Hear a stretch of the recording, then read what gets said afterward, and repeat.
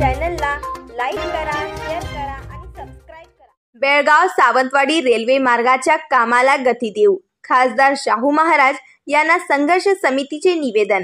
बेळगाव चंदगड सावंतवाडी या रेंगाळलेल्या रेल्वे मार्गाला गती देण्यासाठी संघर्ष समितीच्या कार्यकर्त्यांनी खासदार शाहू महाराज यांची भेट घेऊन विषयाचे गांभीर्य पटवून दिले।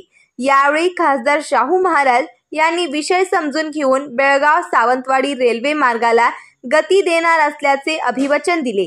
बेळगाव ते सावंतवाडी रेल्वे मार्गाची तांत्रिक माहिती देताना विजयकुमार दळवी म्हणाले, या मार्गाचा पहिला सर्वे 1970 साली झाला।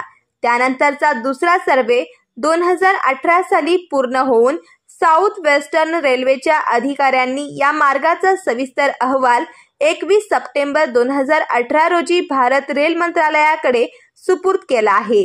तथापि त्यानंतर अपेक्षित पाठपुरावा न झाल्यामुळे हे काम रेंगाळले आहे। 114 किलोमीटर अंतराचा हा मार्ग झाल्यास बेळगाव कोकण जवळ येण्याबरोबरच चंदगड बेळगावचा प्रवासी कोकण रेल्वेच्या मार्गाने अत्यल्प वेळेत आणि स्वस्तात मुंबईला पोहोचू शकणार आहे। यावेळी खासदार शाहू महाराज यांनी सिंधुदुर्गचे खासदार नारायण राणे यांच्याशीही मोबाईलवरून संपर्क साधत या कामासाठी आपले सहकार्य अपेक्षित असल्याचे सांगितले। तात्काळ नारायण राणे यांनीही आपण संयुक्तपणे रेल्वे मंत्र्याकडे पाठपुरावा करू असे सांगितले।